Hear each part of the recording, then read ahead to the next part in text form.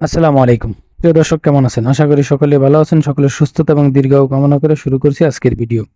প্রিয় দর্শক, আজকে আমরা আলোচনা করব গরুর বর্তমানে প্রচলিত একটি মারাত্মক রোগ নিয়ে। এটি হলো লাম্পি স্কিন ডিজিজ। এটি একটি ভাইরাস জনিত রোগ। এ রোগ হলে গরুর শরীর গুটিয়ে ওঠে, গরুর গায়ে প্রচণ্ড জ্বর আসে এবং জিহ্বা দিয়ে লালা বের হয় এবং জিহ্বাতে ঘা হয়।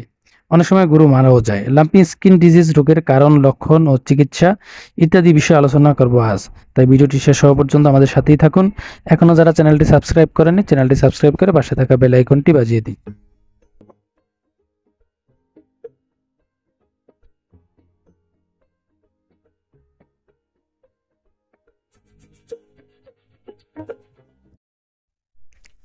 লাম্পি স্কিন ডিজিজ একটি ভাইরাস জনিত রোগ যা ছড়ায় মাছির কামড়ে। গ্রীষ্মকালে যখন মাছির উপদ্রব বাড়ে তখনই এই রোগ বাড়ে।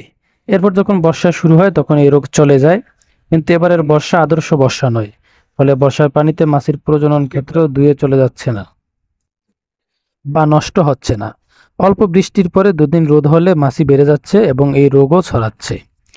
ছোট গরু ছোট গরুর রোগ প্রতিরোধ ক্ষমতা একটু কম থাকার কারণে অল্প বয়সী গরু বেশি আক্রান্ত হচ্ছে এবং মারাও যাচ্ছে বেশি। তবে দেশি জাতের গরুর চেয়ে সংকর বা বিদেশি জাতের গরুর বেশি মারা যাচ্ছে।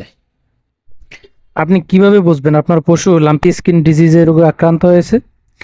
লাম্পি স্কিন ডিজিজ রোগের লক্ষণ হচ্ছে গরুর গায়ে প্রচণ্ড জ্বর আসে এবং মুখ দিয়ে লালাক্ষরণ হয়।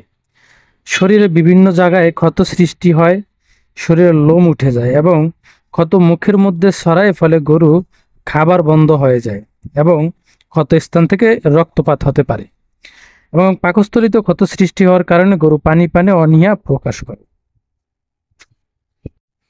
এই রোগ থেকে প্রতিকার পাওয়ার উপায়: প্রথমে খামারের ভিতরের এবং আশেপাশের পরিবেশ পরিষ্কার এবং পরিচ্ছন্ন রাখতে হবে, যাতে মশামাছির উপদ্রব নিয়ন্ত্রণে করা যায়। আক্রান্ত গরুকে আলাদা করে মশারি দিয়ে ঢেকে রাখতে হবে, যাতে মশামাছি কামড়াতে না পারে।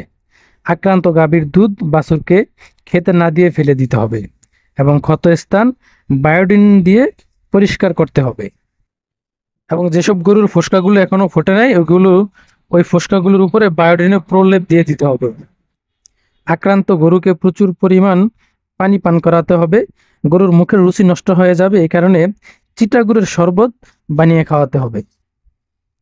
এবং মুখের রুচি বৃদ্ধির জন্য বিভিন্ন ধরনের মিনারেল মিশ্রণ, যেমন ferrous sulphate, copper sulphate, cobalt মিশ্রণ এবং জিঙ্ক মিশ্রণ খাওয়াতে হবে।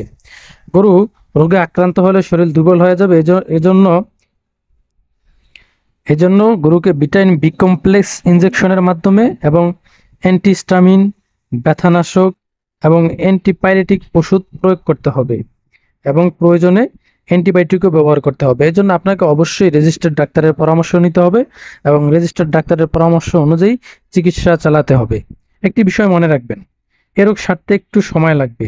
এজন্য আপনাকে ধৈর্য ধরে চিকিৎসা চালাতে হবে এবং গরুর পরিচর্যাও চালিয়ে যেতে হবে এবং সুস্থ পশুগুলোকে এলএসডি ভ্যাকসিন দিয়ে দিবেন, যাতে করে পরবর্তীতে সুস্থ গরুগুলো আক্রান্ত হওয়ার সম্ভাবনা না থাকে। আজকের মতো এখানেই শেষ করলাম। দেখা হবে পরবর্তীতে অন্য কোনো ভিডিওতে। সে পর্যন্ত সকলের সুস্থতা এবং দীর্ঘায়ু কামনা করে আজকের মতো এখানে শেষ করলাম। আল্লাহ হাফেজ।